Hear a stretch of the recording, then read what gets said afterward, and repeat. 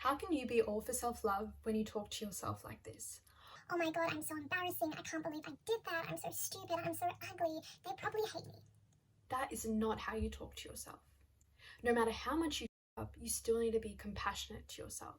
When I say this, I'm not saying don't take accountability for your actions. Absolutely do. Recognize if you were in the wrong. Remedy it by whatever action you need, but then learn from the experience. You're showing yourself, hey, how can I be better from this situation? And it's just recognizing I'm human, I'm not perfect. Now that is showing yourself kindness rather than self-judgment. Self-compassion encourages you to be kind to yourself, to be understanding of yourself when you make a mistake, and basically loving who you are because you can rely on yourself. I've just realized I've said yourself a gazillion times, so let's ignore that. For those of you who do experience self-judgment, these ways of thinking are very ingrained, especially if you've been doing it since childhood. Like, those pathways are deep rooted. So it's going to take a bit of time to change that, and it's going to take a very conscious effort. But once you start altering your thinking and reframing your thinking, it's going to get so much easier, and then soon you're not even going to have to try. It's just going to be an automatic response, and you're going to love it, and you're going to love yourself for it, for putting that effort in, because you're going to feel better. So I'm going to put a little summary of the video in the comments below, just of all those key points to look out for, as well as a time card summary here of just the key points in the video. So if you want to jump along further to the practical tools, you are more than welcome to anything that helps you. Let's get into the video. So here are some practical steps that you can integrate into your life in order to practice more self-compassion. Number 1, treat yourself how you would treat a friend or your younger self. I am 99% sure that if your friend was going through this same situation, you would empathize with them, you would show them love and support, you would tell them, you know what, it's gonna be okay, or I know it's hard, but you're gonna get through it. But why don't we show that love to ourselves? Instead, it's very easy to look through a critical lens and say, oh, you've done this wrong, you've done that wrong, you've done that wrong. No, that is not how we speak to ourselves, because that is not what you would tell your friend. I want you to become your friend, not your enemy. There are people out there who are going to try to tear you down, but you cannot be one of them. So next time you experience self-judgment or you're criticizing yourself, I want you to think, what would I tell my friend? Or what would I tell young me? Okay? Because I know you'd be telling them the complete opposite. It's time that you show that love and kindness to yourself. I know it might be uncomfortable and I know it might be hard, but it is so worth it, because you deserve that love. You deserve to be shown kindness, because we're human. Like I said earlier, we're gonna make mistakes, but you have to be your rock, okay? Because you're gonna live your entire lifetime with yourself, right? So you have to be your rock, that person that you can come to and lift yourself up from those challenges. Number 2, do things that make you feel good, okay? When you're in a low mood, it's very easy to get bogged down in the negativity on, oh, I don't want to do anything, I want to stay in bed. But that's counterproductive. I want you to think about small things that you can do that you know will make you feel even just a little better, right? It doesn't have to be like a huge amount up to here. Just anything that will make you feel a bit better, because once you do that action, it's going to create a bit of momentum. I get into the world and be like, hey, what else can I do to make myself feel a bit happier? Trust me, it works. Obviously, when you're in the moment, it can be hard to think of these things. So make a little toolbox, have a list in your phone of the activities that you can do.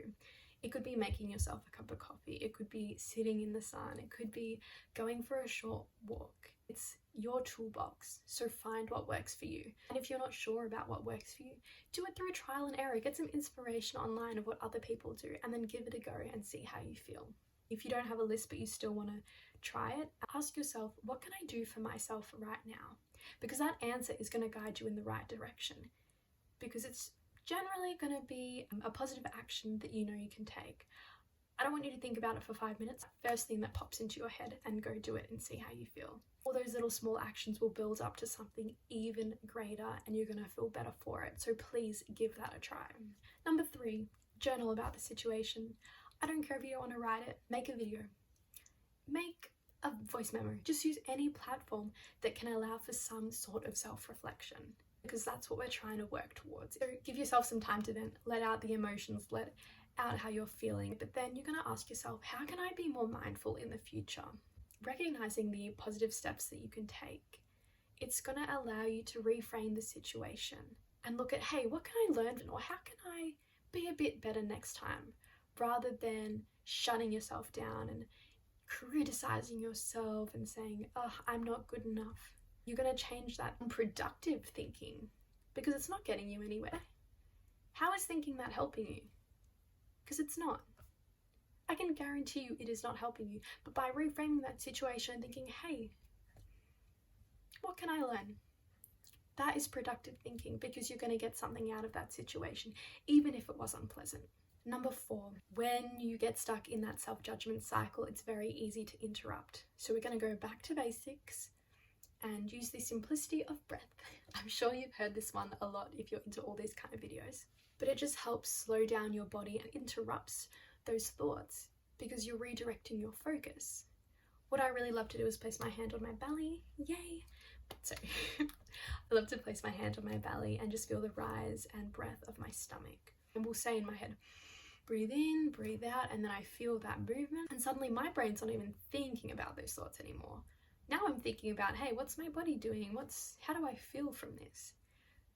So whilst breath might not solve the entire situation, it's just interrupting that self-judgment. It's giving you an opportunity to reset. And then you can go do one of those other tasks. Maybe after you focus on your breath, you'll be like, okay, what would I say to my friend if she was in that situation? Or you would go journal. All right, you're using that moment to get some self-control back. And you're thinking, all right, how can I be more self-compassion? This is going to be the anchor that grounds you. All right, and then it's going to help you see a bit more clearly about the positive steps that you can take and look after yourself and show yourself love. So these are the foundation of self-compassion. Obviously there's a lot to cover and I can't do it all in one video, but the main point of today I want you to take from this is turn self-judgment into self-kindness. Obviously it's going to be difficult, trust me, I know it's going to be difficult, but you just need a reminder, something that clicks you out of it, such as your breath. But if you don't want to use your breath, just have a notification on your phone that might say, how can I be kind to myself today? Or am I showing kindness to myself today? Anything that will just interrupt that thought pattern. What I did was I actually put a photo of myself from prep on my phone background. So every time I looked down, I was reminded of her, and that whatever I was saying to myself, I was saying to her. So if you want, you could put it on a mirror, you could put it on your phone background, just anywhere that you would see it regularly. I think it's just important, and it actually helped a lot because it did just make me think, would I say that to her? And I know I would not be saying that to her at all. So why am I saying it to myself? It makes you think. Obviously it is going to take a bit of time to work through it, but remember, by starting today, you are already one step closer than not starting at all. Alright, good luck along the journey. If you enjoy this video, please let me know in the comments. And subscribe for more content similar to this and anything that's going to help you grow on your self-development journey. Anyway, much love guys. I'll see you in the next video.